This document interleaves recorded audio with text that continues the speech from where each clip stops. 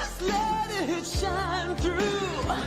Just let your soul, baby, feeling oh so silky smooth. Just let it shine through. Just let your soul go. So glow.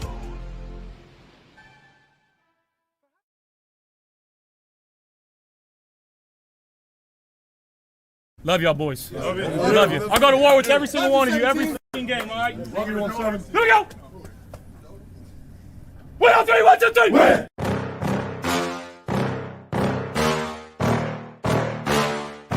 Yeah. Please tell me that I can't, that I won't, that I fail, that I'll never make it out, yeah.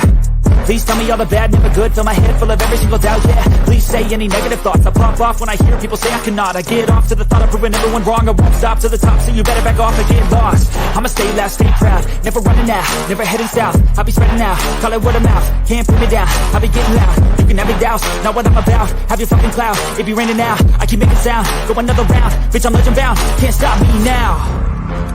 You don't wanna fuck with me, a slow burn like a disease. Just tell me that I can and show you things that you couldn't believe. Just tell me that I can. Just tell me that I can. Just tell me that I can. Just tell me that I can. It's showtime. Welcome to Friday Night Lights. I'm your host, Tommy, to the highest degree to the TOP from the 313. And by my side, it's my main man, my Toucan Sam, the one they call the Apex Man, Mr. Mikey. What up, Mikey? Boy, Happy oh boy. Friday. Boy, oh boy, Mr. Mikey. Happy Friday to you. And finally, you're on to talk about our newest addition, our newest additions to the coaching staff. That is right. That is right. There is some new additions. Some have left, some newbies. So I guess because listen, everyone has heard what I had to say for the last two times I've been live. What do you got to say about the Joe Brady hiring? Me and you went back and forth after it was. Mm-hmm. And I was trying to calm you down, and I did not succeed at all. No. Just so people know, I could not get through to Tommy. Listen, was it a surprising hire for me? Yes. Does it bother me? No. I liked Joe Brady. I've been a defender of Joe Brady. And I said it's really all going to depend on who his offense and defensive coordinators are. Mm-hmm. And I told you that when we were talking via text after he was announced. And I still feel very much that way. Love the special teams coach that he brought in. Excited about him reuniting with Pete Carmichael, who was one of the architects of the scheme that the Saints ran. People forget that. Pete Carmichael was never a play caller when he was the offense coordinator at the Saints. And people are like, oh, mm-hmm. no. But he was the designer and the schemer of that, which mm-hmm. I'm excited to match Joe Brady's play calling ability with Pete Carmichael's scheme ability. Mm-hmm. So you're talking about Jeff Rodgers for those that want to know the name of the special teams Rodgers, coordinator, who has coached a lot of different people into Pro Bowls. He's a really good special teams coach. Been around a long time. I loved Torber, and I wish we could have kept him because I was a big fan of how we progressed. But Jeff Rodgers is just as good. He's one of the better ones in the NFL, and I'm excited about having him. Yeah. Okay. So it comes down to our DC now. If we get one of three, if we get Jim Leonard, we get Schwartz, or we get Raheem Morris, I am going to be all in on what he's doing there. It doesn't seem like they're bringing back Ronald Curry because they're interviewing. No, he's getting interviewed. I saw somewhere for actually OC. Yeah. All right. Yep. So it's exciting about that. Like a lot of changes going on. We saw a lot of defensive coaches headed out the building. We did. Bobby Babbitt. Yep, we did. Bye-bye. Bye-bye. Adam Henry, who I was not a fan of at wide receivers coach. Bye-bye. God, bring me back Chad Hall, please. Joe Brady, call Chad Hall. Is he Bring him available? I back. don't even know where I he's think at, he but is. I think he is. Yeah, that'd be an Call him interesting and bring him pickup. back. Right. Please. Right. But yeah, Yeah. I thought he did okay in the interview. You know, his press conference. I thought he was better than the Pagula one. Okay. I thought, what he said about Sean McDermott, I appreciated. Because you kind of felt like everyone was shitting on McDermott, and I enjoyed what Joe Brady said about him. Then I thought Josh was honest in his presser. Yeah. I think a lot of, going through X and kind of skimming over other people's podcasts as far as Bills content goes, seemed like a lot of, everybody was kind of sold on the press conference. I mean, it was, to me, it was a presser. It was a presser, and I felt like it's pretty much what you get on any new coach hire, which is fine. I'm not going to take anything that way. too. I didn't feel like he said the coach speak bullshit. I didn't. I mean, no, I'm not saying coach speak. I'm saying new hire speak is a little different. Yeah, I'm just saying even that. I didn't get I'm gonna be the hardest working guy. I'm gonna, we're gonna play to win. I didn't feel like we got any of those cliches from him. I don't know. I felt I don't know. I got a little bit of sense of that, but I'll say this: he went on with Pat McAfee. I felt that was a better interview because it was different. That's a more interview where you can be yourself. I feel like he opened up a little bit more. You saw a little bit more of really Joe Brady. He's cursing. He's kind of hyper. He's talking fast. I know they're two different things, but I felt like that interview was a little bit more down to earth than me, and that's fine. That's what you're going to get. It's not the presser. But I mean, like I said, I have no problem with the presser. I just, he gave McDermott his flowers, and rightfully so. Tommy's one foot. No, I'm still. I was starting to pack, but I'm still on Beane Island. Oh, and Beane I trust. Yeah, and Beane I trust, and I'm not going to jump ship now. I told you guys, I still, this decision I'm not happy with. I told Mikey that I feel they could have. But Tommy also wanted Daboll, and that I would be as mad as Tommy is about Joe Brady if we would have hired Daboll. But I don't think as many fans would have been more upset at that hire than they were. You would have been. I get it, but to be honest with you, I would have taken probably almost everybody on that list that was available outside of Joe Brady. There's a few reasons, and I'm not going to totally just because I already went through this for 2 days. I'm kind of like strung out on the Joe Brady why I don't like him as coach. But look, and I could be totally wrong, and I'm okay with the fresh start. I'm okay with, I'll give you the pros and cons. One, the pros are he's young, right? Which he's gonna set a different kind of energy than Sean McDermott did. He's probably more relatable to the players in the locker room.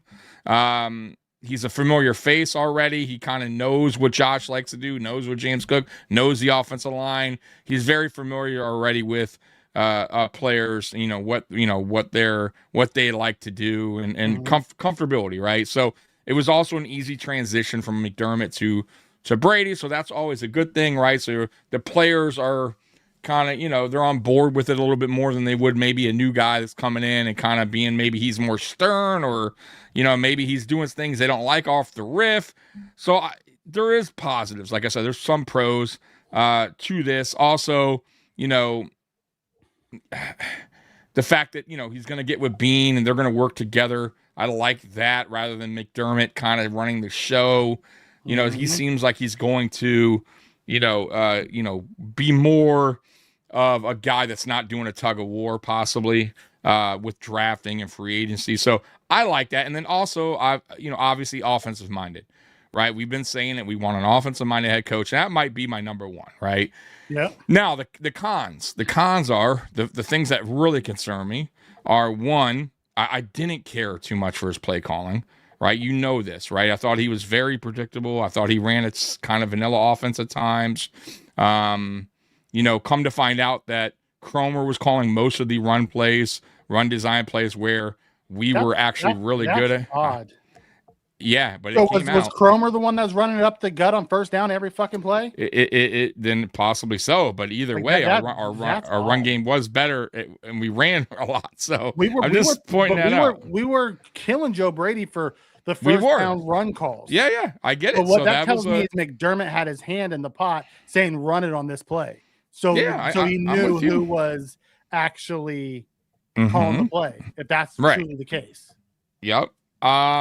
And then I guess, my other concern is obviously his history, right? So my thing is this.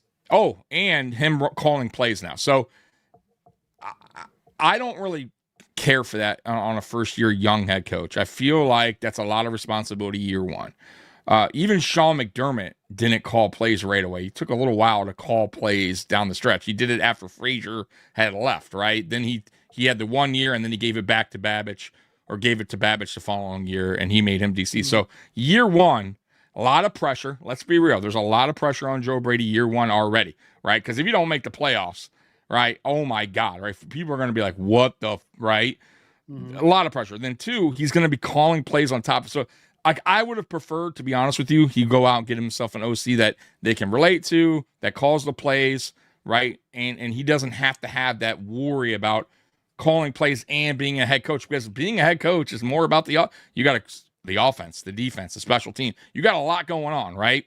And I felt like when McDermott did it, it kind of messed him up coaching wise. I felt like he wasn't his strongest year coaching, right? And I felt like, remember I kept telling you, he was juggling too much. He went went back to Bobby Babbage the following year. So I'm not a fan of that, Mikey. And also, his history of not being able to change his ways or unable to. I hope that he's getting older. As he's getting older in this league, he's learning and he's willing to change some things, because he's going to have to as a head coach. So those are my main concerns for Brady. So look, at the end of the day, Mikey, I'm a Buffalo Bills fan. I got to stay positive. I got to hope for the best, but I am concerned.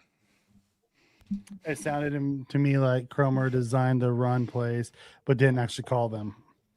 Whatever this decided. And that's where I'm excited about Pete Carmichael. Because Pete Carmichael doesn't call plays. And I'll be perfectly honest. Correct. Tommy, correct. Your concern about calling the plays and having to worry, that's why I'm so intent on let's bring in a Schwartz or Raheem Morris or You better. I love Jim Leonard, so I'd be all for Jim Leonard, even though he's young. But with Carmichael was a former head coach. Mm-hmm. Schwartz and Morris are both former head coaches. So he could actually turn the defensive side over to them and say, run your side while I'm running. Very much like Sean McVay did early with Phillips.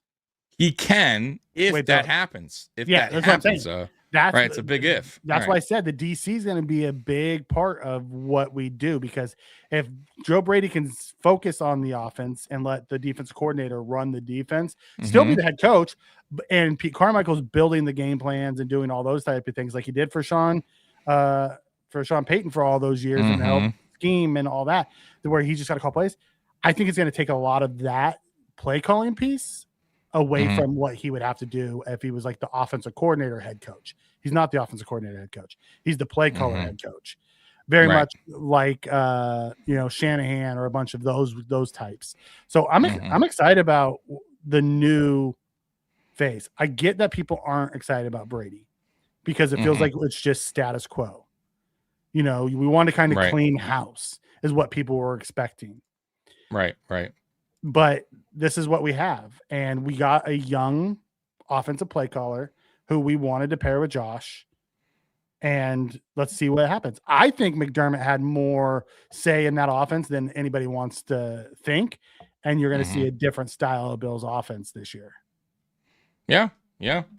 I mean, look, I would hope so. I like, that's, in his presser, they actually asked him about, actually throwing the ball downfield more. And, he said, of course, he said what we want to kind of hear, like, but I'm not going to make it like all the time, which obviously, like, we know this. Like, I don't think anyone's asking him to, let's just go, crazy and throw the ball every single play down the field. But time will tell. Once again, Can he change his ways? Can we get if we get guys here, is it going to still be the same offense? Let's say we go out and get a trade for a one. Let's say we get a Olave, and we're still running the kind of the dink and dunks, or the wide receiver screens over and over. I'm gonna be pissed about that. Okay, I want to see us open it up and actually scheme these guys open. I felt like we ran a lot of the bubble screens and shit because the guys that we had couldn't get open. Well, that's what we're hoping, right? Yeah. And I think if now here's the problem: if Beane does go out and get these guys, which I do think he will, and there's some quality guys out there and some quality vet receivers that want to come to Buffalo as well. We already heard DeAndre Hopkins would love to play here. So let's say they go out and get a one, and they go out and get a quality vet like a D-Hop, or a Mike Evans, just throwing some names out there. And then you got Shakir. Now you got yourself a core, right? I don't know who the one would be, but let's just say it's a solid one. But we're still running the type of offense as we were the last 2 years. It's going to be a problem, right? Now what do we do, right? Because Beane gave you the product, and you're still kind of going to. Well, what's going to happen is if they run that and they're not successful, because if they are successful, and they have been the last few years running this dink and dunk style of offense, they've say what you want. They've been first and fourth or something like that in offense. To everybody outside of Bills Mafia who isn't happy about it. It's a successful offense. Joe Brady was second and third interviews at places. Like, he was a wanted guy outside of Buffalo. See, I differ from that opinion. And that, look, and I get it, Mikey. I get your point, but I'm a believer in, I don't think stats tell the whole story. I don't, I know they play some part of the story, right? Obviously. But when we're talking about we led the league, we were first against pass defense.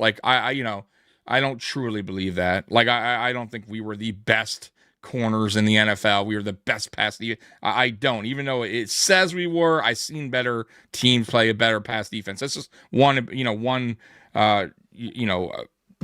one thing at you like that. Then, if you want to go on our offense, look, man, we struggled against the better defenses, plain and simple. And we had, I think, more times this season we scored 0 points than we ever have previous years at the half. That doesn't say high, powered top 5 offense if you're barely putting up 7 points at the half multiple times. I think we did twice 0, once 3. I think we had 7 and 1, low scoring. I get that we are a better second half team, but that's not a high-powered offense. A lot of these scores that we were running up were against the Jets or the Dolphins early on. The times we got in trouble were against the Falcons and the Patriots and the Texans. And a lot of times when we did those, we turned the ball over. We did, but I'm just saying, I understand that. But we also had a very difficult time passing the ball downfield. They stopped the run. You know what I mean? So, once again, my point is, if we build an offense now where, okay, we can't sit back here and go, well, we don't have receivers, we can use that excuse now, but if we get them and we're still coming out the gate slow, right, scoring 3 at the half or 7, or, we're still struggling out, to get points up early on, and we're still seeing the same kind of bubble screens or, we're not utilizing our players to the best of their ability, it's going to be a problem, right? And Bills fans are going to get mighty upset. I'm hoping not, Mikey. I'm hoping Carmichael and Brady they can get this thing going with the right talent, right? Because that's what we've been screaming, right? That's what we've been saying. It's about because we don't have enough talent at the receiver position. But if we get that, they better use it right. I'm excited about Carmichael because he was able to scheme up the player's strengths. Look at Marquise Colston. Take Colston as the perfect example. Colston wasn't a talented receiver, really. I mean, he was good, but he wasn't but they schemed him up the correct way. Imagine what we could do with Keon if he schemes him in that Colston type of role. You know what's funny? I'm glad you bring up Keon. So it was so funny that Pagula threw Brady practically under the bus initially, Brady comes out, it's like, yeah, I'm the one that kind of pushed for Keon Coleman. I was the one standing on the table. What the fuck, dude? So clearly Keon's coming back, unless there's some type of trade that Keon is included in. But it sounds to me like Brady wants to, or this could be a thing too, Mikey, that Brady is going to double down on what he said. I wanted him, and he also said, I know, like, he's lucky that I'm going to be the head coach, or I think something like that, like, that he's glad he's, I think he said he's lucky that I'm going to be the coach now. Like, so I think I'm the best thing that happened to him, me being the head coach. So what, to me, that kind of says he wants to prove the doubters wrong, that, hey, even our owner didn't want, like, call me out on this pick. I'm going to show you I can make Keon Coleman a good receiver in this league. So that's why I'm kind of leaning towards Keon staying, just because of the fact that I think Brady wants to prove a point that the Keon selection was a good selection.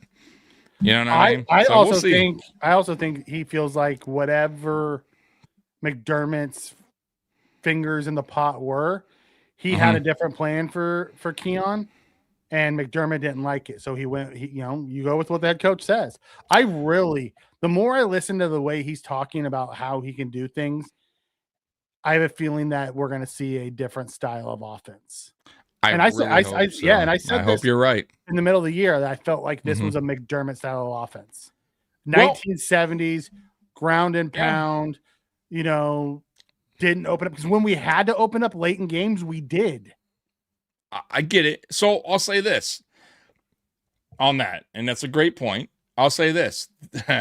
Now that McDermott is gone, and everything that we said and we kind of pointed the finger at McDermott for throughout the years is going to tell a lot now, because now, not only for Brady and the offense, where we were like saying, and I agree with you on that, about McDermott, had his hand in the cookie jar. He wanted the offense ran a certain way.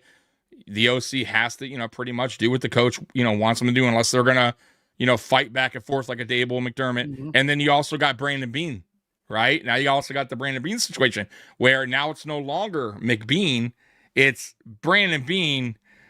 It's his show. Let's be real. I know Joe Brady is going to play a part of it, but at the end of the day, it's going, now we can really judge and go, okay, what is Beane going to do different in free agency? What is Beane going to do differently in the draft? I have no idea where Mikey went, but he'll be back. Let me go here.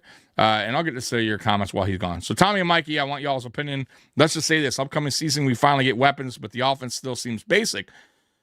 But do you all think Josh can overcome that with better weapons? There's Mikey. Mikey's back. I don't know where he went. You all right? I'm having an internet connection issue. So let me step away. Take a look real quick. I'll be right back. Unbelievable. Mikey will be back. Don't worry, folks. What's going on, Sandra? How you doing? I'll get to your chats while Mikey's away. You can't, in your right mind, trash Keon and open mic and leave him on the team. You can, because if your head coach is the guy that pushed for him in the draft, Terry Bagul, at the end of the day, he's not gonna,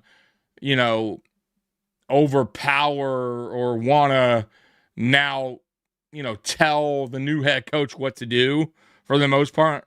So I don't think that's gonna happen, unless, like I said earlier, there's a trade offer and there's a package deal and they want Keon. I don't think Brady's going to totally fight over it either. I'm sure you meant preach, Mikey. Preach, Mikey. So Bob is for the Bob's all in on the Joe Brady as OC. So we'll see what happens. Like I said, guys, look, at the end of the day, I can dislike the hire all I want, but it doesn't make a big difference what I think. He is the head coach. So do you all like the OC hire? I personally loved it. And the O-line coach is great. Is a great hire also from Pittsburgh, but he needs to get the DC to match it. And Jim might leave Cleveland because they hired Monken. Yeah, so for us, we're all waiting around for the DC, right? We're all waiting around for who's going to be defensive coordinator. I think that's maybe the most. That probably was the second most important thing behind our getting a head coach, right? Like let's be real. Like everybody wants to know who is going to be the DC, right? We got to hit that. We got to make it right. Mikey's back, by the way. Oh, Mikey was back. Mikey is back. I'm here. So that is something I think it was head coach, and I think on everyone's mind is DC, right? In order, right? Right? So we got to kind of nail that. And yes, Jim Schwartz is a name being floated out there, but you got to remember, Baltimore's looking for a DC. There's other places as well. So we're not the only team in town. But luckily for us, there's 3 options, right? Right now, at least top tier options. You got Schwartz, you got Raheem the Dream, and you got what's his name? Jim Leonard, old player from Buffalo. So all 3 are good. If I had to go in order, Schwartz, Raheem, Leonard, I'd be happy with any one of them, but I would go in that particular order. Mikey, you got control of the chat again. But yeah, so where were we? What were we talking about before you left? I forgot what we were talking about. You were down a rabbit hole on rabbit hole. Some rabbit hole. You were down a rabbit hole on the play calling and what you didn't like and play calling, what I hated. Blah blah blah blah blah. Something. Story about a man named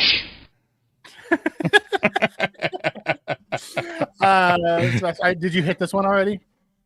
Just know I have a whole bag of with your name on it. Go ahead. Go. Oh. Go ahead. Oh. Okay.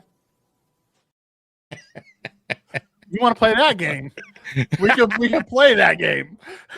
Oh my God. I'm with you on this. I'm a big Pete Carmichael fan. Loved that, and I love that because Joe Brady's going to call the plays. He comes in with head coach experience, with play calling experience. He's been an offensive line coach. He's been a tight ends coach. He's been a wide receivers coach. He's been a quarterbacks coach. So he's done all of the positions. So he understands how to scheme it, and he's been the right hand to Sean Payton for many, many years. So I love that he's here with Joe, because Joe's a good play caller. They weren't always the great schemers, and that was part of our problem. So now let's scheme this thing up with a really good schemer and see how we do with the offense. The defense is the big one. You know what I was saying, Mikey? Now we're going to be able to see what these guys can do without McDermott. It was my main point. Yeah. It's something that we've been talking about, and I feel like here's their opportunity to prove a lot of people wrong and prove people like us right. Like, the people that have been defending Brandon Beane, people like you that are defending Joe Brady. Now, I'm not even on the fence. I don't care for Joe Brady. I have to see it now. Prove me wrong. You got to prove me wrong. Yeah, I'm not even the last 2 years, like I said, even in the MVP year, I got to be honest with you. Like, I get it, and people are gonna be like, "Oh, Allen was the MVP when Joe Brady." I felt like Allen had way better numbers and got snubbed for the MVP years ago. You know what I mean? Last year, fine. I'll give it to him because he was kind of due more so than the stats. But if we're gonna go on stats and what they did, Joe Burrow had an argument that year. He should have got. If we were going off stats, Josh should have got it the year before when Lamar got it. That's what I'm talking about. That's what I'm saying. So, if it would have been flip flop and Josh got it the year before, then Lamar got it the year after, no one would have cared. Correct. That's my point. So, and that wasn't under him. So, but either way, look, man. At the end of the day, I hope he proves me wrong. I do. I keep telling people that, because I know some people are upset with me. Some people were like you, they like the hire. And there's nothing more than for him that I would enjoy is for him to prove me wrong, and to go out there and be the guy that Mikey thinks he could be, and some of you guys out there. But there's a lot of people, Mikey, that are not happy still with this hire. I'm going to tell you that right now. Mr. Fulton, the most interesting man yet. Okay, let's see. Okay, what are you saying here? So next Friday on NBC to tell the story how I got into the Special Olympics for over 16 years. Right on. Congratulations, Mr. Fulton. All right. I like that. Had we finished 5-12 versus 12-5 a total, rehaul with cleaning the house would have been required. Our case is different. I'm with that, James. I'm okay with that. I would have been okay with us bringing in a Davis Webb or Shieldhouse or a Udinski as well. I Mm-hmm. don't hate the hire of Joe Brady. I was surprised by the hire of Joe Brady, especially after Pagula went scorched earth during his thing, saying that the offensive coaching staff was pounding the table for Right. Coleman. And he hires the guy that was involved heavily in that pick, apparently. Yeah. Hey, what up, Keys? How you doing, brother? He's in the house. Yeah. What does Keys think about this? They hate it. Post podium, dude does not like the hire. They also hate Brandon Beane. You know, I was I was fighting with them in the chat today. I'm one of few, Mikey, you too, by the way, on this. Me and you are probably one of very few. Dan Mitchell, I think, is on our side as well. I know he is. Where we believe in Beane. We still think Beane is a good GM. They absolutely can't stand him. They hate him. They think his draft picks are the absolute worst. I try, and eventually, Mikey, I came to the point of realization we got to agree to disagree, man. I think some people are just going to be stuck in their opinions, and that's fine. I'm not hating people's opinions. That's why there's so many different podcasts with different takes and different, they see the game differently.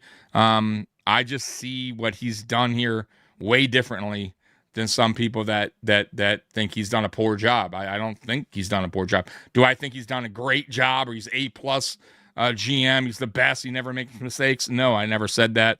But to say that all his drafts have been terrible, that these guys, certain players that I name are average, it's just not true. It's simply not true. There's so many good picks that I think a lot of you guys tend to overlook, and you just want to concentrate on the bad picks, the Boogie Bashams of the world, right? The Elams of the world, right? Maybe the Keon Colemans of the world. We'll see what happens, but what about all the other good picks or great picks, right? So, you're not going to nail them all. They didn't make the Pro Bowl, so they must suck. I mean, that's what Weston's telling me right here, right? Yeah. 2 Pro Bowlers out of 56 picks. I will also say there's a thing called, development, player development. That's not a Brandon Beane thing. That's a Sean McDermott thing. Exactly. So at what point do we not, Brandon Beane's job is to pick the groceries and pick talented players. It's Sean McDermott's job to coach them up and get them and turn them into something. He didn't do his part. Yeah. And shout out to Keys, by the way, if you're still in here. He did mention Groot because I mentioned Groot. And he said new DCs. Yeah. He said the same thing. Excited. He said, like we've been saying for years. Wide 9 too. Holy right. Shit. Exactly. Like, I don't feel like he's been used the best of his capabilities, right? Like no defense lineman is under McDermott. None, yeah, but especially him. Like I'm going after the guy that we feel has a lot of upside when we drafted him, right? A guy that was raw but had a lot of potential, has the strength, has the speed, has the power, like everything, right? Has the ability. He seems like a smart guy, and yet you kind of just don't do much with him, right? You just keep him there and. You just do the straight rush, and that's it. Like, I can't wait for a new DC here to at least figure it out with him. It is coming. It is coming here. So shout out to Keys. He got that one right for sure. Yeah, I'm with him on that one. Sandra, I'm with you too. I'm with you on this. We just want to win. If Brady can't get us over the hump, then it's a useless fucking hire. She didn't say that. It's absolutely no. That's I'm with an you on that fact. If we can't get over the hump at the end of the day, this didn't do any good for us. It did nothing. Absolutely, it was. Here's the deal. Like the whole point was to get over that wall, get over that hump, whatever you want to call it, to get to a Super Bowl. If Brady comes in here and does the same things, has the same kind of results, where we're getting in the playoffs, but yet we're still having these miscues or these letdown games, as Pagula would say, right? Or defensive meltdowns at time. Yeah. Then I'm curious about, he gave McDermott 9. Will this be a little bit shorter this time around? He only has 5. According to his contract. I just, it could be honestly, less too. It might be less too, depending depending on what happens, because Josh is getting ready to going into his age 30 season. Yeah, exactly. He might have a quicker trigger. if you're going in year 2 and you're struggling somewhere around the, if your year 1 went rocky, year 2's not going off to a great start, they may. I have a feeling Beane will lose his job. So will Brady, and Bills Mafia will freak the fuck out. Yeah, I don't know if I want D-Hop, guys. Honestly, he's an aging veteran. That's the old school Sean McDermott type. I want us to go get a younger playmaker that, like I don't think I want the D-Hop. I don't. It depends. His hands would be Mikey, great. It depends on how we're going to use them, right? Who we get. It depends how we're going to use them. It depends on who we get as our one. If you sign like a D-Hop or Mike Evans, let's say you get D-Hop, Mike, like I'm going to go with some of the older guys, right? That still have a little bit of juice in the tank. I mean, Mike Evans you right now. can't, but I'm just saying, yeah. But either way, Mike Evans, I'm just throwing some older guys. But you can't just go, we're good there. You know what I mean? Like they got to go, hey, we signed this guy because he was a smart veteran move, cheaper on the cheaper side, affordable, but we're going to now get that one. You know what I mean? Let's say they get that guy first, but now we're going to make sure we go and make that trade for whoever, right? Olave or maybe Justin Jefferson, which I doubt, but if they can do that, now you're talking. Now you got a number one, whoever it is. Now you got Khalil Shakir in his slot. You got Keon Coleman. I'm just throwing his name out there. We'll see. But, supposedly he'll be on the roster. And then you got D-Hop or Mike Evans. Man, now that is a roster. Now you're starting to build. And you still can draft a receiver. If you want, there's your guy, your upcoming guy. If you really want to get on the youth movement and go, okay, we're only going to get D-Hop here for a year. Give me Elijah Scarlett out of Indiana. You get what I'm saying? Like 206. Yeah, dude, start. I'm telling you, there's a way here. There's some guys out there, I'm excited about it. You want to know what's really kind of cool? I just thought about this. Our defensive tackle position, we technically don't have any open spots at defensive tackle. We have Oliver, True, Sanders, Walker, and Carter, who's going to be coming back. So, we're not looking for we might be trying to find a 1-1, veteran one tech type to back up. That's a good point. And then you go out and get yourself a really good edge. Yeah. You trade or maybe even in the draft you trade. There's a couple of really good drafts that will be there late that we might be able to get. There's a couple kids out of Miami. Yeah. There's a few really good late round 1, early round 2 edge prospects that I think would fit. And depending on what type of D coordinator we get, if you get a Jim Leonard, you're going to play multiple fronts. So we're going to play some 3-4. We're going to play some 4-3. We'll play some 4-2. Got to get that linebacker too, Mikey. Though, don't forget about the linebacker. Got to get a linebacker. That's important too. That's why you go get yourself a Shaq Thompson and then go draft yourself one. There's a kid out of Rodriguez at Texas Tech who is just a playmaker. There's the Rodriguez kid at Texas Tech, and he's making all kinds of plays at the Senior Bowl right now. That kid, bump Bernard out. Yeah, bump Bernard out to the outside. Yeah. And if you're running a 4-3 with him on the outside, that guy can blitz. He blitzed at Baylor. Exactly. Yeah, exactly. I think he's way better fit. Got Dorian Williams coming back. You can use him as an outside guy too. Yeah, there's a lot. There's a lot of options that we'll have. Based off of what we had. I'll be interested to see what they do with some of the veterans like Teron Johnson and things. Do we continue just playing the nickel role, or are we gonna, you know what I mean? Because we're paying a lot of money to Teron, and we have outs on him. Yeah, you're right. That's a great point. Like, what do they do with Teron, especially if they're going to change their philosophy on defense? And more than likely they will. So, well, Sean hired those position coaches, Key. Right, correct. At the end of the day, they're his hires. Right. And you got to go, and some of the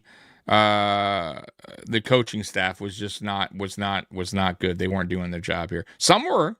We had some good ones here in the building, but some of them throughout the years, let's be real, under Sean McDermott, have not gone too good. Yes, Ben. How about we get a real one tech? Right. There's a couple really good ones that are going to be late in the first round. Hopefully, too. right? There's the Miller kid out of Georgia. There's McDonald's kid out of Ohio State. Both monsters that could play the one tech. That are great. Been waiting for it for a long time. Mm-hmm. A real run stopping, defensive lineman. Guy that not can a bunch the of these lanes. Undersized guys. Right. That's right. My issue with George Pickens, he's talented as they come, man. But man, he's a head case. And that scares the hell out of me. Correct. Mike Evans is a free agent, but I think he's going to resign the Bucs. I think he's going to finish his career with the Bucs too. But and wouldn't it be fun in Buffalo with Josh Allen and Mike Evans for a year? And that does make sense. Yeah. But it makes sense for him to just kind of finish it out there. I would get it and understand that. Just letting that hair down. Stuff over alignment and free agency that ends up being a waste of cap. Yeah, I'm with you on that one. That's Spin. been my biggest knock. That's what we were just talking about. You spend your free agent money on offense. You draft your defense. Damn it! Stop spending money on the defense. Right, and stop over. You don't need to go out there and get 10 players. Just to kind of fill at $1 million a piece. Yeah, just right, or a 2-year guy at whatever. Like, why cut that down? Get yourself 2 guys that are impactful players, guys that are going to make a difference. Spend a little bit on those 2 guys, and then maybe a couple 1-year contracts, which is fine. You know what I mean? Now you got to get some kind of depth or guys that could compete in camp, and then you fill it out in the draft and in the UDFAs. Like, I don't understand why we kept going that route, and that is on Beane. So he has to do a better job with that. And I want to see him more aggressive in the draft. Well, let's be aggressive here. Let's stop trading down always and getting all these draft picks. Yeah. You keep dreaming, brother. You keep dreaming. Says Mikey, would you want to re-sign Matt Milano? He has a little bit exposed up as injury concern. He's getting older. If it's on a team-friendly deal, I'm okay with bringing Milano back. It'd have to be a real team, very good team-friendly deal. If you give him 1 year, $5 million, I'd do it. I would say this was probably his better years than he had in a couple years. I'll say that. Health-wise, he looked like the old Milano down the stretch. Down the stretch. Boy, he's a tough time staying healthy. I mean, for a full season. It's and then my thing is give him 1 year, what part of the season? Yeah, I would definitely venture around first to see who's available before I went that route. You know what I mean? I don't think there's a ton of linebackers available. That's part of the problem. You're gonna have to draft your linebacker. There's not a ton. Let's see what happens. Free agent linebackers. Not many. I haven't looked at the list yet. Yeah, from what I looked at. It didn't look like there was a whole lot, Okay.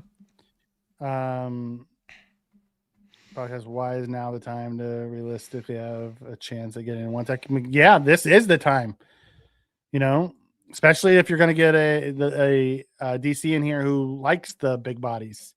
Yeah, Keys, especially if we're running like a 3-4-ish or a wide 9 offense or defense. Height would be a good one because he's a smaller dude, but if he's coming off the edge where there's games being played, like he bends and the dude's a sack artist. He is. I would be a fan of that one. I would love to get a rangy free safety, and there's a bunch of safeties in this year's draft class too. And I think they go into draft one. day 3. They go into day 3. You got to draft one and have him compete with Hancock. I like Hancock. I still see the potential in him. But there's no harm in getting another guy, have him compete. Worst case, you have both guys on the roster. Yeah, I would. There's quite a few really good ones that are out there. Young safeties. There's the kid out of Penn State. There's that young kid out of Texas. He's a little smaller, but he's a rangy center fielder. You can always move Bishop over to the strong side and play more box safety. Like, there's a lot of things that we can do. Like. I'm excited about what our defense can be with a new aggressive style. Listen to Joe Brady's comments, and he talked about, the aggressiveness that he wants on defense. That's what we've never had down the stretch in the playoffs. We've gone safe with 4 minutes left. We're up 7. McDermott went safe and they marched 83 yards and scored a touchdown on us. After being aggressive all second half, he went safe down the, once we got the lead. I don't think Brady's going to do that. I really don't. We're going to get to some stuff. We're going to get to the chat too. I got some stuff lined up for you guys tonight. We're not going to ignore you guys, but if I don't get to it now, we'll be way behind. So let's get to some of this stuff and then we'll get back to the chat and then we'll get back to it and we'll go through it kind of quickly, guys. We won't be here all day with this stuff that I have pulled up, but figured, why not, go through some of these things. So, first thing, we'll go through, the 10 things, to know about our new head coach, Joe Brady, in case some of those things you may not know. Can't hurt, right? So here we go. His Buffalo beginnings. We already know that. He came through here in 2022, Mikey, as a quarterback coach, and then eventually became OC when Ken Dorsey was fired. He's young. We do know that. I believe he's the youngest coach now in the NFL. Is that correct? Brady's he's not the youngest coach ever hired. Sean McVay, 30, but that doesn't mean too young. Yeah, so he's Brady will turn 37 in September. Udinski would have been the youngest if we would have hired him. Okay, so he is currently set to be the youngest. So as of now, unless Udinski gets a job, Brady is the youngest. So that could be a good or a bad thing, right? We'll find out when it comes to Joe Brady and his coaching here. If Davis Webb, or you're right, Davis Webb would have been, Davis Webb as well. You're right, I forgot about Davis Webb. A long-touted coach prospect, we know that. A lot of people were high on him from his days in LSU. He did have a rough OC patch in Carolina. Obviously, some people point to Matt Rule on that. I don't use that as an excuse, though. I still think his play calling could have been better because he kind of carried that over here. I understand Rule and McDermott kind of had the same philosophy, but it's still Brady that has to scheme things up better.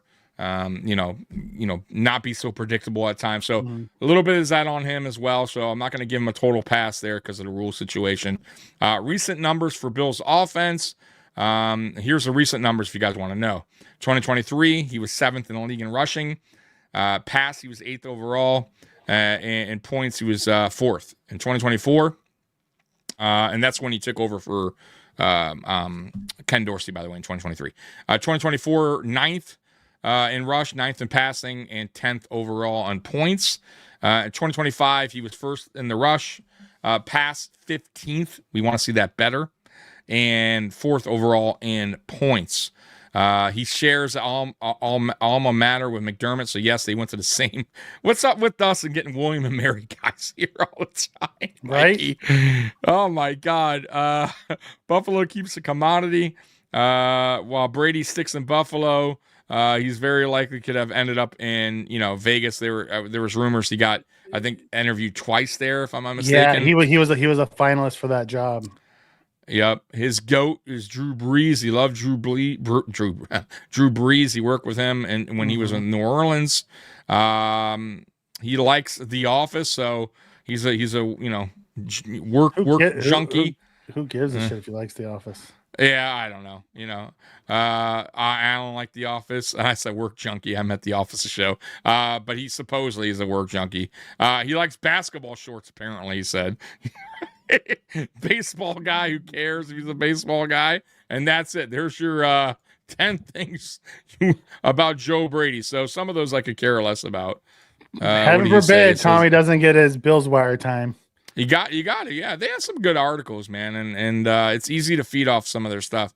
So here's a good one here, and then we'll get back to the chat. So last one, and then we'll get to some more of my stuff that I had lined up. So this one here is 5 areas for the Buffalo Bills to improve under Joe Brady. All right, so 5 areas for the Buffalo Bills to improve under Joe Brady. Defensive stops, Mikey. I would say yes on that one, please. Yes, no more 3rd and longs. Motherfucker, come on. Right, the passing game.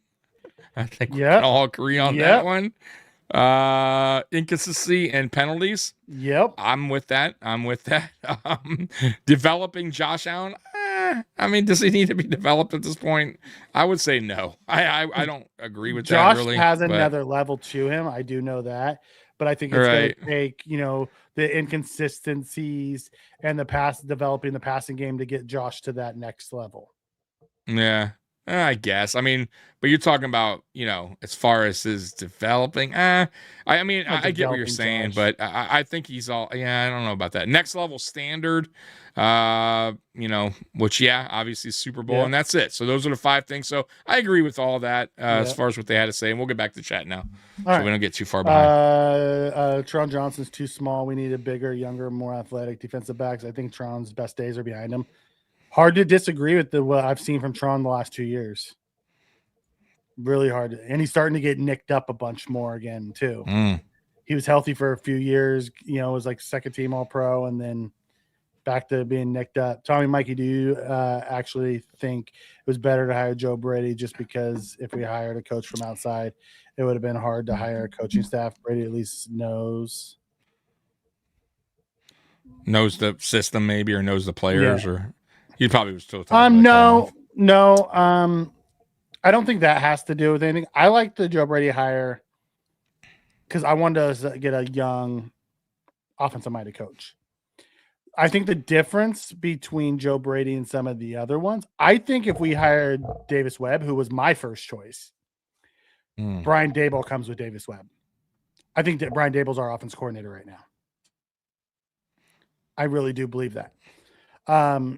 However, with it being Joe Brady, I was okay with that as long as we hit right on offense and defensive coordinators. I thought we hit a home run with Pete Carmichael because what Joe Brady lacks, Pete Carmichael brings.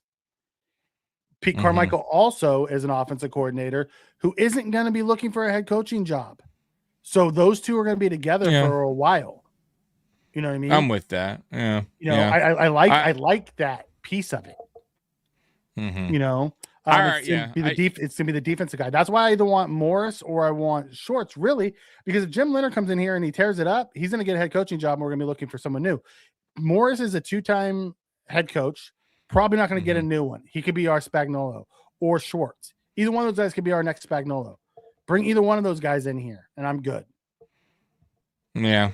I won't be upset if we got Leonard. I won't be upset if we get Leonard, but man, if we can hit on Morris or Schwartz, I think that's going to be a home run of a coaching staff for him from the coordinator's positions. I think he has to listen. I think a young coach, one, like I said, you guys know I wasn't for the hire, but now that it's done, very important you get the right guys around him. Super young coach. You guys just read it. He's going to be the youngest coach in the NFL unless one of those guys get hired as coach, Hidinsky or Webb. But it doesn't seem like they're trending right now as far as getting head coaching. So we'll stick with probably the youngest coach right now. He's going to have growing pains. He's going to, just like a rookie coming in the NFL, he's not going to just storm it off and be the best head coach in the NFL, but he's going to need veteran leadership around him, guys that go, hey, you know what I mean? Let's do this. Let's do that. Let's talk about this before we do that. He's going to make mistakes, and he's going to have guys go in his ear and tell him, hey, we can't do that next. So he has to surround himself, Mikey, with guys that have been there, done that. And like you said, it's a good start with the OC, special teams coach.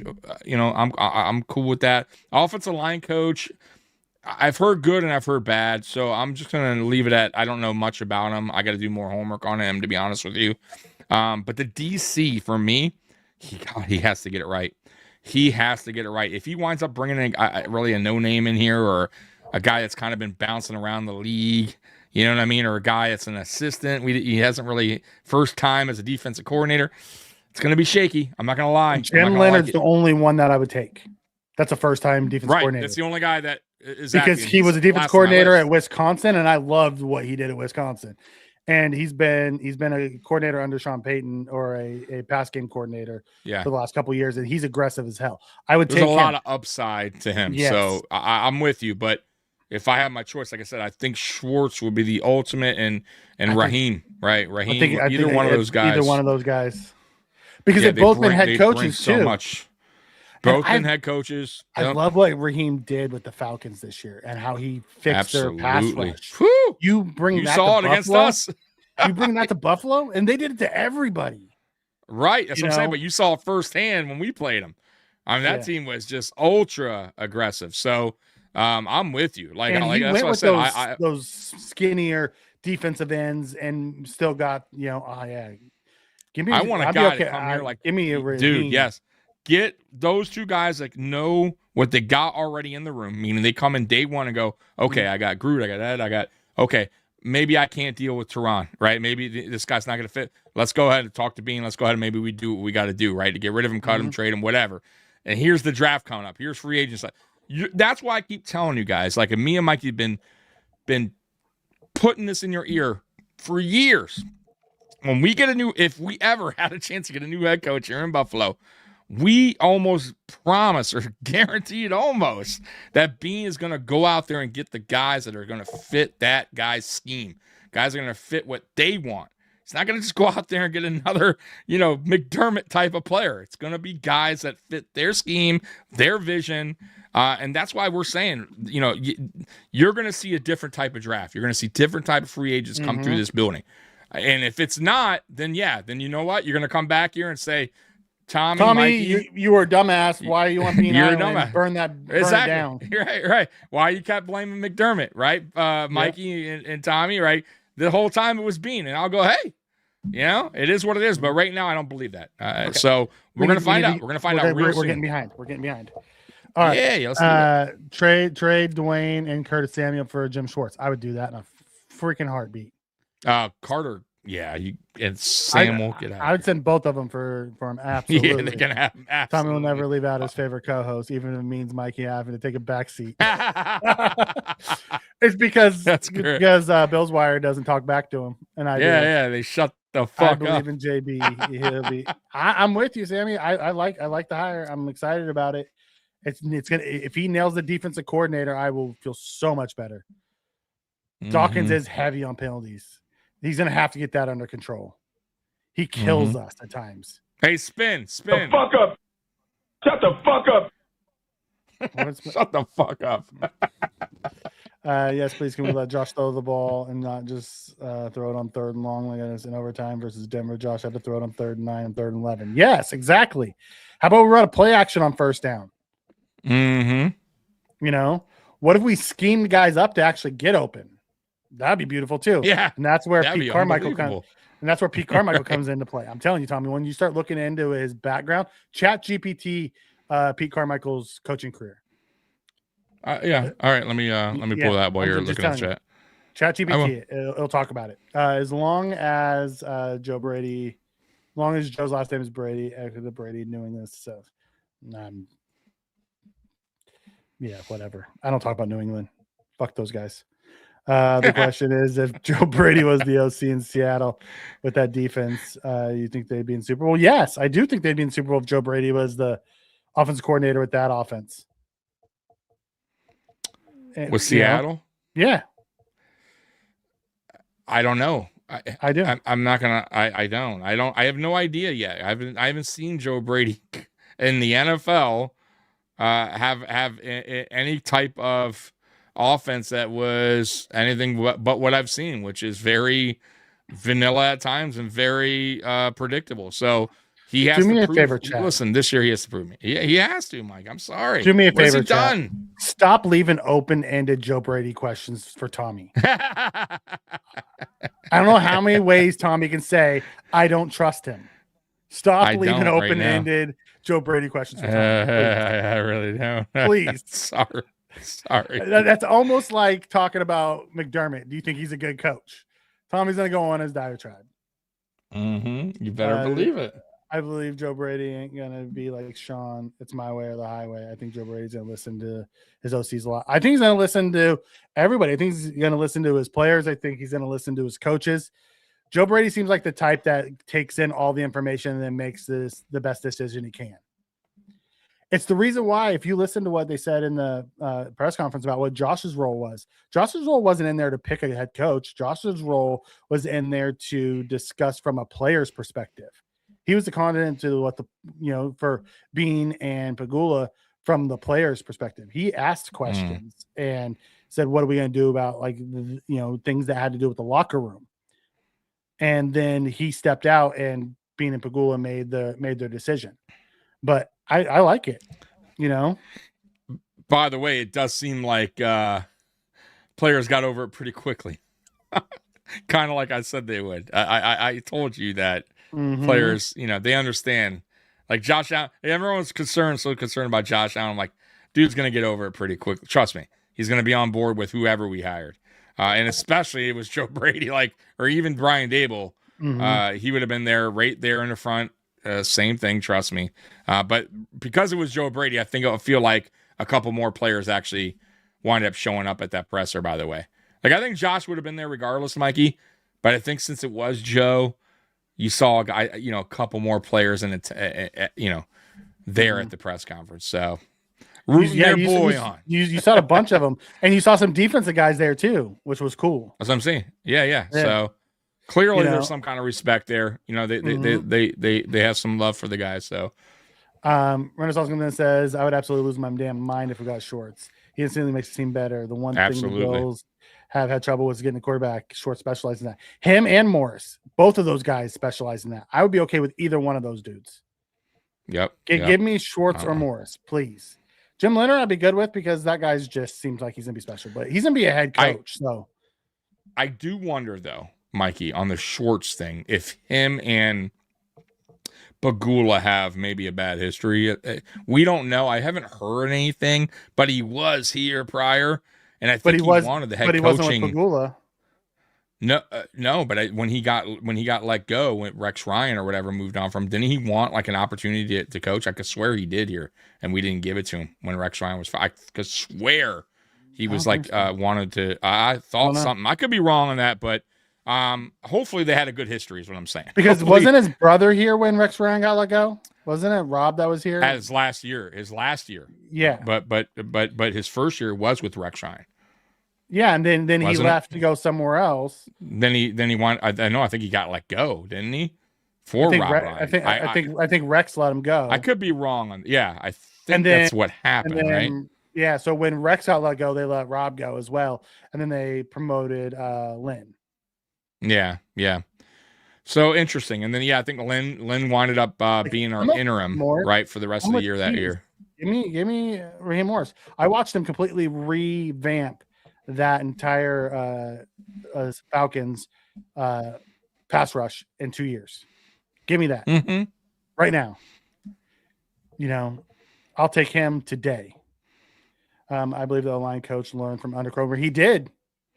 Oh, dude, he is a Cromer disciple. That's a great addition. Yeah, and the O-line coach has worked. That is correct. He worked under him, so that is a good sign. That when I heard that, that made me feel a little bit better. But I have heard mixed opinions on him though. So we'll see. I got to learn. I got to maybe dig more into him.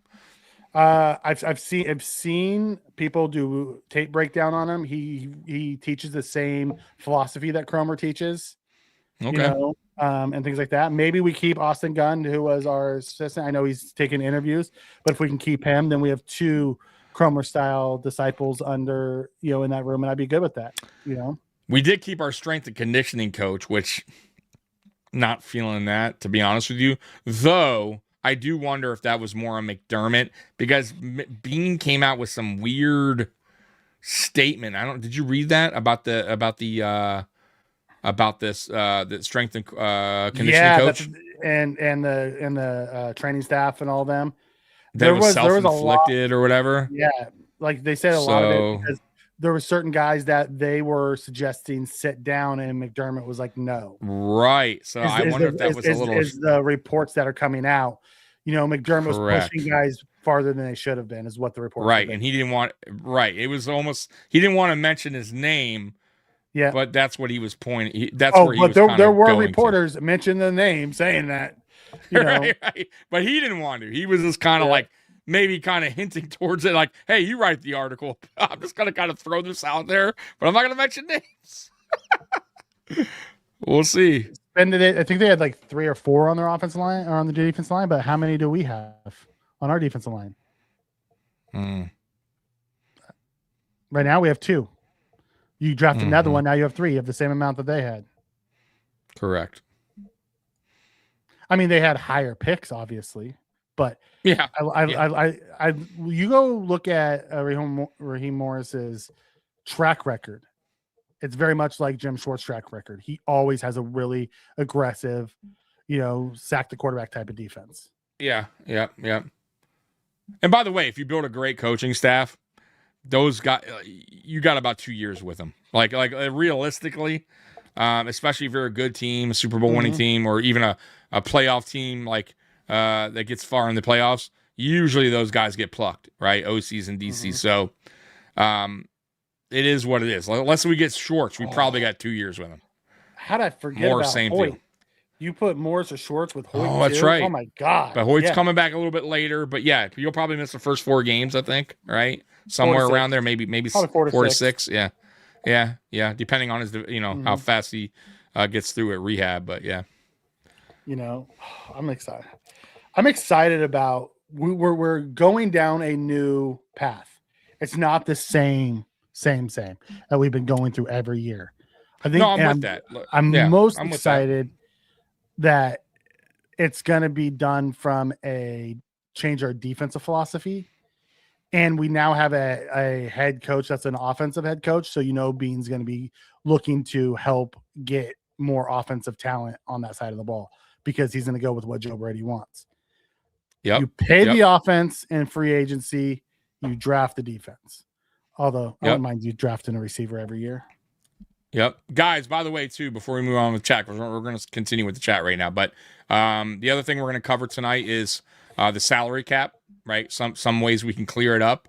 As you guys know, the salary cap went up to about 301 to 305. Is that something like? So it definitely, that's helpful for the Bills. And then we'll go through how they can create more space, and then we're going to go through the free agents that are heading into, the Buffalo Bills free agents heading into 2026, guys that we're probably going to move on, or maybe that we can possibly re-sign. So we'll go through that later on. I think this is what you were talking about. It was before Rex Ryan was hired. He wanted a head coaching opportunity, but for the Bills, and but without an interview for him, we went out and hired Rex Ryan. You see, I knew there was something. I just recall time heals. Yeah, time heals. I'm just throwing that out there that I know they had something going on. That's fine. If it doesn't have to be Schwartz, it doesn't. Raheem, I told you, Raheem or Jim. Exactly. Bring me Jim. Exactly. Too. Jim. Let's talk about Joe Brady. Roy, go ahead. I think we're getting to the point when I said that. In the chat, we're finally catching up to that point. Good. I know Jim met with the Baltimore today, the Ravens today. Oh, did he? Okay. See, Baltimore's also. I think Baltimore's a good destination, like the Bills. But they have a defensive-minded head coach. So would he really want to go there? Because he's not going to run the defense. Good point. Jesse Minter's there. That's a good point. I didn't even think about that, Mikey. Well, look at you, Mikey, with the good points tonight. It's not just tonight. It's always. Mikey's feeling good about himself today. I am. I'm Prison Mike. I am. Get a little feisty. I'm Prison Mike. Have to fight you on Joe Brady. Yeah. Oh man. I get to see Tommy coming around a bit. There's very way off. Very little. I wasn't happy the first couple days. I'm not gonna lie. Tommy will become more and more as he builds out his coaching staff. Once he starts realizing what Pete Carmichael has done, I think Tommy's gonna like that move a little bit more. I do. Yes, the DC is gonna tell me a lot, and then obviously, when it comes to free agency and the draft, it's gonna also tell me what Brady's vision is. Does he want a true one? Is he going to work with Beane to go out and get that true one? Is he going to work with Beane and get his DC, whoever it is, to go out there and finally get this defense fixed, corrected, get guys in here that are playmakers? Like, there's a lot for me still to get on board with what's going on. But it starts with the DC and then obviously offseason, Mikey. So right now, I guess I'm feeling a little bit better, but I'm still on the side where I feel like we should have gone elsewhere on the coach hiring. But hey, yeah, I didn't like how they handled Epinesa either. They made him shrink down. He got too low, and then they made him build back up. Like, Who was that? That was You don't coaches. draft a guy out of college who played one way and then try to make him into something that he's not. You don't do that. And then right, and then they admitted they made the mistake. Yeah, I choose them and back they up messed the them next up. year. They messed How about them we up, lost our man. special teams quarterback in Miami. Our punt returners have improved dramatically. The guy that we got in is just as good, if not better. Yeah, he's been around a long And time. he's better. Like he's a better coverage guy too. So I'm excited about Rodgers, right? Rodgers, yeah, Rodgers. Yeah, I'm excited about him. Yep. Self-inflicted injuries. Got pushed. Sylvester has Jeff Rodgers, for those that want to know his complete name. Got it. Yeah. Thank you. You're welcome. Maybe our talent on the D-line ain't bad. Maybe it's just the scheme. If you go look at how guys are playing that played for McDermott and how they're doing in different attacking style schemes, it kind of tells me that. Yeah. What's funny? I think more people, at least that I've been kind of, noticing on X and even on here, I would say more people are kind of talking about the defense than the offense. Are like, hey, you know what I mean? They're more excited. Like you, kind of like Mikey said to me, really, when McDermott got fired, it wasn't so much about what we're going to do on offense, because we kind of had a feeling that it was going to be an offensive-minded head coach, and they'll get it correct. And we have Josh. And we got Josh. So right. So regardless, we're going to be okay. We're going to be okay on offense. They need to tweak things up a little bit, and we'll be fine. But the defense is kind of where we've been having the excitement is, and we've had issues. So now we're like, okay, all right, here we go. A new philosophy, a new vision, a new scheme. Like, it's going to be fresh, exciting. Like I'm super excited on who they bring in, and then who they bring in free agency, Mikey, draft. Like I can't wait. I cannot wait, man. You're telling me. Tommy, where do you rank McDermott all time? All time in Buffalo or all time? Bills coach? He's second best Bills coach, obviously. Yeah, to Marv Levy got us the Super Bowls regardless. So all time, way down the list. Yeah. There's some been excellent. He was a really, really good head coach. He just hit his ceiling. It was time to move on. He's a good regular season. Yeah. And he's gonna be a good head coach wherever he goes next, and he's gonna probably turn a franchise around. But I think he's a good team builder. I just don't see him winning the Super Bowl. He gets tight. I don't either. He wears on people. Yes, he wears on people, and he's unwilling to change his scheme. I wonder if he's gonna follow the Belichick path though as well. Like Belichick was so good because Brady dealt with Belichick's attitude and moodiness and everything so good, and then when he left, Belichick couldn't repeat it because he didn't have that. McDermott's leaned on Josh for a lot of years. No, that's a great point. Like, let's say he goes somewhere and he doesn't have a quarterback right away, and maybe they don't get it right. Maybe the GM doesn't draft a good quarterback, and he's kind of stuck in this. Yeah, I mean, it's very possible, but let's give credit a little bit slight, and this is rare. He did do it with Tyrod. He did, but he had an elite defense that year. It was one of the best defenses ever. He did. He had an elite defense that year. He absolutely did. With Rex's defense. With Rex's and players and players that he brought in hangovers. Poyer. I'll give him credit. He drafted Hyde Poyer. And he brought in Hyde and Poyer that offseason to fix the back end, but the rest of it was pretty much Rex's guys. It was Rex's guys, hangovers. And then when they they shipped them off to, then they started doing that. He also change. had Milano that year too. He also drafted Milano that year. You're right. Milano. I forgot about Milano. Came in through 2017. So yeah. Spence says if Schwartz wants a head coaching job, Buffalo would be a great place because if he turns around the defense, he'll get all the credit. Good for a resume. You're right. Absolutely. Justin praised Joe Brady on getting his head coach. He's not happy in Minnesota. I saw that. Got fired today. Yes. Their quarterback situation is a mess. If Beane wants to kick off there, I would give up my entire draft to go get Justin Jefferson. I would give up multiple first aggressive round picks. Yeah.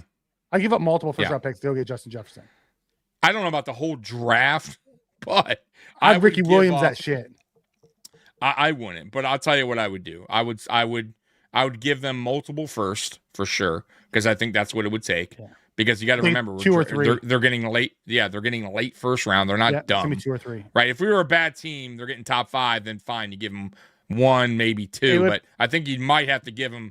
You'd have 3. To give them at least 2. I'm 2 to 3. I think it's 3 and Keon. Or 2 and a third round and a 5th or something like that, and a receiver. It's going to call. It's not going to be cheap, right? It's not as far as draft capital, but I don't care because you're getting a guy that's beyond proven. You know what you're getting in Justin Jefferson. So, yeah, I'm with you, Mikey. That would be epic. Keys didn't like Allen interfering on McAfee.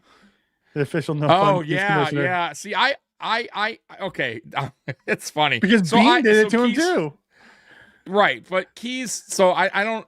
Here's my thing on this, and I disagree with Keys because I was watching their post podium. So, and Keys, if you're here, you're here. Here's the deal: like that show is not your typical podcast where it's very serious and you're gonna fun. Yeah, he wants it to be that. Like, and not only that, the people that go on there and players like Josh, if he knows Brady's on Pat McAfee, which he did. He knows like it's a goofy show. They're goofing around. That's why if he was on, let's say, Rich Eisen or somewhere maybe a little bit more, even Rich Eisen kind of jokes around, but he wanted to done he would right? Have popped in.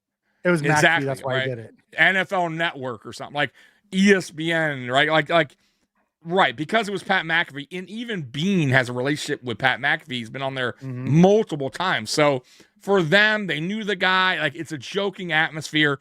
Matter of fact, Joe Brady cursed up a storm on that podcast, but I was honestly, I liked it because it was. I don't mind I like to see the real side of a person, right? And I thought Joe Brady expressed himself as this is who I am. I talk fast. I curse. I have fun. Like I was cool with it, right? And it was good to see those guys goofing around. So that's what I meant, Keith. I was no like. I'm trying to disrespect or anybody your opinion, but that's why it was a little bit more of a goofy kind of press conference, or not press conference, but interview. Sylvester asks, and I'm with you on that. If somehow we got Mike Evans, do you think it's enough for the number 1? I don't think so because he's older and we need another number 2 at least. I would be okay if we got Mike Evans as our number 1 for this year. I would want us to still draft in the day 1 or day 2 a wide receiver that could grow into the wide receiver 1. I don't think we need to go out and get another guy. I think Mike Evans is still that guy. He's just had a bad year. He got hurt this year. Mike Evans is money. And dude, Mike Evans he's very, you know what he is? He's ultra reliable. Yep. Like he's as reliable as you can get, right? If he could stay healthy, he had some unfortunate injuries this year, but he's reliable. Like there's no other word I can tell you. And D-Hop was that way for many, many years. I think he's starting to. What up, man? I think D-Hop's starting to get out of that category of Mr. Reliable now. But I'll say this about D-Hop: he still has very, very good hands. If you had to go his way, I would feel comfortable with a pass thrown his way. You get what I'm saying, Mike? Like I don't think it's like a situation where like, oh, it's no offense, Brandon Cooks, but it's Brandon Cooks that could bobble the ball. Like. Put it this way: if D-Hop was given that opportunity in that game, he's coming down with that ball. Yeah, and I didn't say Jefferson was going to be expensive from a financial standpoint, which is going to be draft capital. I think it's going to be capital because he's still 1A or 1B wide receiver and he's young. Like it's gonna take heaven and earth to get that guy. It's gonna take. I think it's gonna take at least 3 plus maybe Keon and something else. It would take a lot. And listen, Minnesota, not only that, Minnesota would be getting rid of their best player by far, fan favorite. Fans would be irate. Like, you know what I mean? Like, right? So like they would have to have a very good reason why they're moving on from Justin Jefferson. You know what I mean? Because Mikey, that is almost like, it would be almost like the when Dallas traded Luka to. Like, why did you just trade Luka? There was no reason to trade Luka. Right. Like you know what I mean? Like fans, they might protest. Right? That's gonna the riot. best thing going. Yeah. So What? yeah, Riot that in would be a Minnesota? dangerous No. trade. I would Riots in Minnesota? Get our guy. Oh man. I can't see riots in Minnesota. That would never happen. Not. Oh, Mikey. Oh no. Would never happen. Oh. G-Pit Prison said, Mike. you can't wait until the draft, broski. We got the 9th pick. I cannot believe you guys have the 9th pick. That just makes me sad. Yeah. Come on. Get out of here, Jeep. Coming here to talk that. Thoughts on linebacker Yeah. room? Shaq Thompson extension. I would give Shaq an extension. That dude is good. Absolutely. Letting Milano walk. I would try to bring Milano back on a 1-year cheap deal, like 1 year, $5 million. Bernard not living up to his contract and playing out of position. Whoever the new DC is, I guarantee you, he's not going to try to put him in the middle. He's too small for the middle. He's gonna go outside. No. I would be shocked if he stays middle. I could see us drafting a linebacker in the middle. I do. Mm-hmm. I want that kid Rodriguez out of Texas Tech. That guy just is a playmaker. You know, he's like 6'2", 235. He can stand up in the middle. You can cover. He can, play the run. Like, that's the kid I want. And they're saying he's going probably day 2. Okay. He could shoot his way up through the draft process, but right now they're saying day 2. Marv, Chuck Knox, then McDermott. Okay. I don't hate that. Lou Saban, the GOAT, Bills coach, 2 AFL championships. Tory with the win. Yeah, the one coach who has championships for Buffalo. Who does have technically Tory with the win. Yeah, who ain't lying? I'm excited about the defense, man. I am. All right, Tommy, do you have anything else that you wanted to show before we? 2 more things. We're gonna get the cap, and then we'll get to which was quick. I got to get out of here. No problem. No problem, Mr. Mikey. All right, real quick. We'll get to this, and then we'll do the salary cap, and then we'll get to the free agency real quick on our part. So here we go. So as you guys know, it went up to 300 or 305. Here's some restructures, Mikey, that make sense. You could save 12 on Josh. Ed Oliver, you could save 10.5 if you restructure. Spencer Brown, he's 6 to 10, depending on how much they want to kick down the line. Deion Dawkins, you do about 8 to 11, same thing. But depends on when you kick down the line. So here's my question: do you do Deion knowing he's getting up there in age? It's and they've done his contract many times, by the way. I know. It'll be like the third time. Do you continue kicking it knowing he's getting up in age? Probably don't. I probably do some releases, which we're going to get to now. Okay. You can release Dawson Knox, you save 11, and he went on X saying he doesn't know if he'll be back. So that's we could get rid of Dawson and save the 11 and then re-sign him for cheaper. True, if he would be willing to do that, and that's a great point, Mikey. Curtis Samuel, which they have to, $6 million. Yeah. That makes all sense in the world. Tyler Bass, you have to move on from him. You save 2.9. Taylor Rapp, I think you need to get rid of him as well. You save $3 million. And the gray area, Mikey, Teron Johnson. You can also cut him. And Michael Hoyt is on there. I wouldn't cut Hoyt though. I saw a really good upside of Hoyt. I'd be willing to keep him around. I think he provides something unique to this defense. So, but Teron is an interesting one. Does it make sense to bring back Milano? Spot Track has him at value about 4.5. Yeah, 1 year, 4.5. I'd be game for that. Okay. One more smart lever is early extension for Osiris Torrance. Yes. You could save roughly about $2 million on the 2026 cap. So, and I think he's worth the restructure. To be honest with you, I still think he has a high ceiling. I don't think he's reached his full potential yet.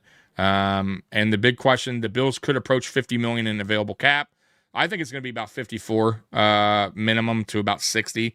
And that's where we're at with that, Mikey. And then we're going to get to the free agents. So, and then the rest of the chat, and then we'll get out of here because I know you got to go. So, one more thing, and then we'll get going. So here is the full list of free agents heading into the 2026 offseason for the Bills. So here we go. Joey Bosa. Okay. That's one. Do you want Joey back? Would you want him back even if it's a decent deal, or do you think he doesn't even want to be back anyways? I don't know. I wouldn't hate having him come back, especially with a different defensive line coach. I wouldn't hate Joey. Joey played well. Depending on the price, he Yeah, did. depending on the price. I think he knows he's getting older, though. He talked about it in Mm-hmm. many times this season. I almost feel like if he could go play with his brother to finish out his career, he will. But we'll see. Daquan Jones, I don't think he comes back. I don't think he wants to come back. With the way he's McDermott talking. going on. Yeah, he wants to go play in with the Patriots. He wants to go Right. play for Connor Vrabel again. McGovern, I don't think returns. I think we're going to hand the keys over to SVP, in my opinion. I mean, we'll see what happens. He's 28. I wouldn't hate a McGovern return, but it can't be at the top of the market. I'm with that. Larry Ogunjobi, no. No. Goodbye. Matt Milano, like Mikey said, if it's a team-friendly deal, sure, I'd be willing to do that 1 year. 2 years. 1 to 2 years. 2 year, $10 million. I'd be good with that. I've seen enough AJ Epinesa, to be honest with you, Mikey. I would be. I'm not saying he's terrible, but I would be interested if we went and got an aggressive style defense, what they could do with him. defensive mind. That's if fair. they brought him back That's fair. to see what they could do with him. I wouldn't want to bring him back on a multi-year deal. I'd bring him back for a 1 year or 1 year with an opt-out or a 2 year with a 1 year opt-out. I would do that. Trey White. Now, would Trey White want to come back after? Because he was a little upset about the McDermott firing too. So I don't know if he even wants to be here. I'm going to and say all the coaches are gone. Yeah, I'm going to say he doesn't return. I'll be honest with you. David Edwards. I think I always said he was our weakest link. I didn't think he was terrible, Mikey, but I would resign him if he wanted to do a team-friendly deal as a rotation guy or depth guy. I'd give him 2 years, $6 million. If we're giving him $3 million a year, he's worth $3 million. That's what I'm saying. As a depth guy, I would have no problem. But I hope they find his replacement. Is what I'm saying. I hope they go out and draft next a rookie and let them all him, Alec Anderson, and the rookie battle and see who wins it. Mitch, I'd be willing to take back. He had a way better year. Yeah, this year. I would be okay with Mitch coming back if he wanted to come back. Yeah, especially on that kind of, that's not a lot for a backup quarterback. You know what I mean? If we can get him the same, couple million, 2.5, whatever. DeMar, what do you think about DeMar? I think he moves on, right? Bye-bye. Yeah. Reggie Gilliam, yes, for me. Yes. I think he did great with the tush push. I think he's great on special teams. I would like to see him used more as a fullback because he was a really good fullback this year. Well, that too. If you don't get yourself a power back in the draft, which I've been wanting, that's an option too. But they never used him that way. But either way, he's good in other areas. Cam Lewis, I would. Before you move on. Yep. This is the only way I want D-Hop. You get Justin Jefferson, and then you go get D-Hop. Oh, Duke. That's what I'm saying. Like that's the only way I'd want to play with D-Hop. Yeah. I'm with you. Cam Lewis, Mikey, I wouldn't mind him back as a depth guy. I wouldn't either, but I wonder if he would come back because all the coaches who loved him are now gone. True, but I'm just that's a great point. But I still, if he's willing to, Poyer, no, I think it's Poyer's time's done. Though I respect it. I do too. I hope not. I would love him for one final season as a depth safety. He doesn't need to be practice squad. Bring him back on the 53 because man, he was such a good teacher back there. He was. You saw Bishop's game just take off. Imagine him being in the room with a rookie that you draft. I would bring him back for that alone. But it gets iffy on the 53. But I'm with you. I'd be okay with him on the 53 as safety 4. I'm good with that. Okay. Cooks, no. I've seen enough. I respect Cooks, but I just, the thing with the hands is concerning.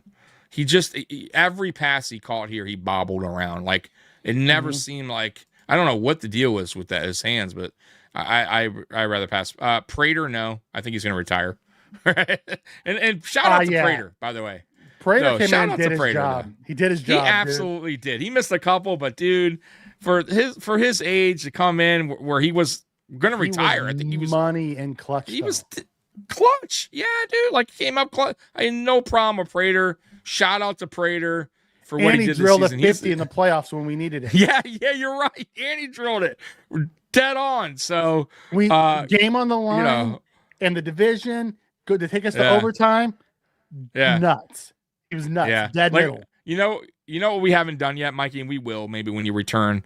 Like maybe our grades for the year, our players, or maybe awards. We hand out some, and trust me, Prater's going to get an award from me, right?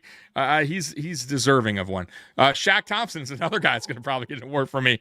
That's a guy I would want back for a couple-year deal, right? This year. He Makes was, me wonder dude. if he would though with Sean gone because he fit McDermott's defense so well. Good point. Man, he was so good for the Bills this year. Yeah, Phillips. Gordon Phillips won't be back. He won't be back. He was so pissed. And he's pissed anyways. Yeah. Sam Franklin was excellent at special teams. I got to give him credit. I don't know if they'll sign him back, but he did a great job this year, Mikey, on special teams. He was. I bet you he ends up in time, Miami. That was a Torber signing. Okay, he might. No for a punter. Yeah.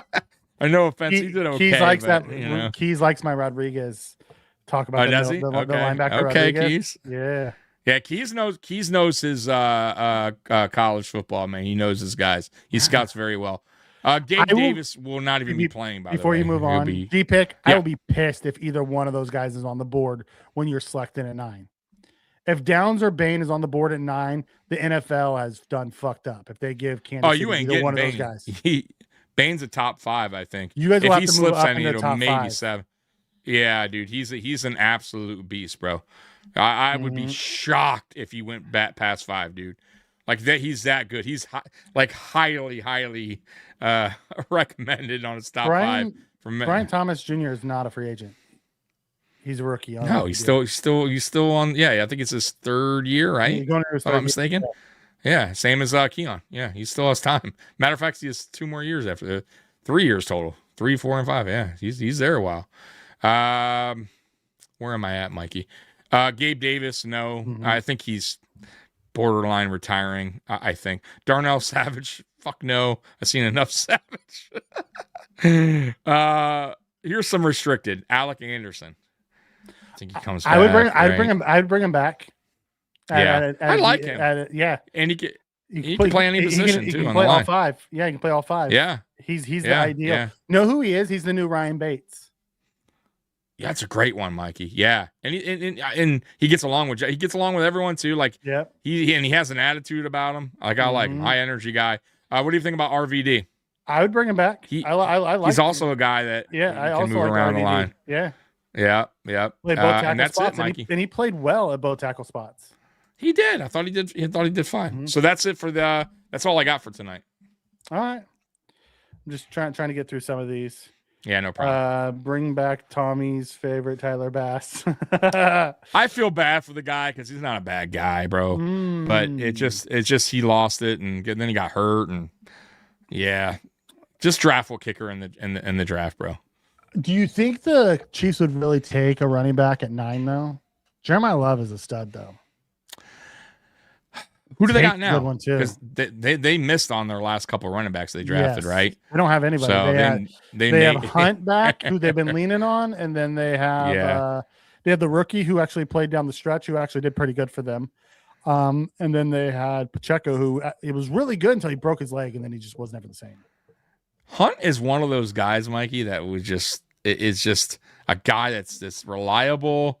He's not like the greatest, but man, he is just a reliable guy year after year. Now, like if you need a 1-year guy to fill in to be RB2 or even fill in RB1 if your guy gets hurt, that guy's solid, man. That's a great. He loves KC too. He loves KC. Anderson is better than Bates. Yeah, I'm just saying he's the Bates type. Anderson is better than Bates. Yeah, and I'd be okay with Alec Anderson being our left guard and letting Edwards walk. I'd be okay with that. But if it's only going to cost us a couple $1,000,000 for Edwards, he wasn't a bad starter by any means. I still say you need to draft one though. You got to get your future there eventually. Please, Cardinal Tate at 9. Tate would be a great pickup for the Chiefs, and I would hate every second of that. What was the guard? Wasn't he a guard? What was the guard that we had that everybody was high on? I think he got hurt this year. God, Keys liked him a lot. I forget his name, man. Was he our guard or tackle? Yeah, he was a tackle. I think he was a tackle, right? Yep, I just went blank on his name. Remember, everybody was like high on him. Like he had a good upside. He took the 53 spot hurt, from the game day jersey from RVD. Grable Grable. Yes. Thank you, Keith. Yes. Yeah, Thank you. Grable. Yeah, so that's, Grable could play yeah. guard too, though. He's a tackle Yes. by nature, but he can't play guard. Yeah, so that's a guy that's Grable's also on the probably team gonna still, I be- believe, right? Depending on how long we have him, he's probably the heir apparent to Dion. Dion, yeah. You just work with him a little bit. Pavel Reese or Bain is there. One of them, please. Bain shouldn't be there.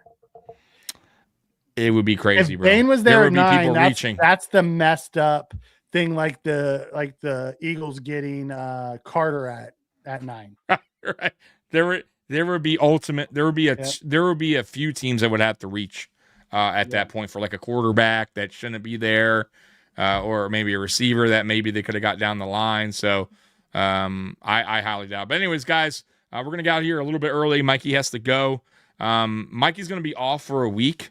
He's gonna return after the Super Bowl. So the next time Mikey comes back is the following Monday, or basically after the Super Bowl, Monday night Uncensored at 10. So I will still be back next week, guys, on both nights, Monday night and Friday night. So look for that. Also after the Super Bowl, I'll be back with Dan. He's also taking a 2-week break. So I return with him after the Super Bowl as well on Monday morning. So other than that, man, you guys rock, man. We appreciate you guys always showing the love, support. I also want to say this, man. We reached 6,300 subscribers. Nice.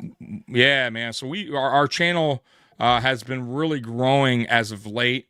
A lot of new subs. So I want to thank everybody that's new here. We got actually 120 in the last 28 days. So really, really good. I want to shout out to all the new subscribers. So yeah. So thank you so much. Badass is not happy with what the Bills have done. No.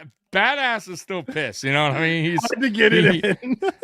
You know what it is? He's kind of like me. He wants to see, he needs to see it first. He needs to see results before he jumps back on board. I get it. All right, guys. So Bills Mafia, we love you. As always, go Bills. We're out of here. Peace. Go Bills. Peace.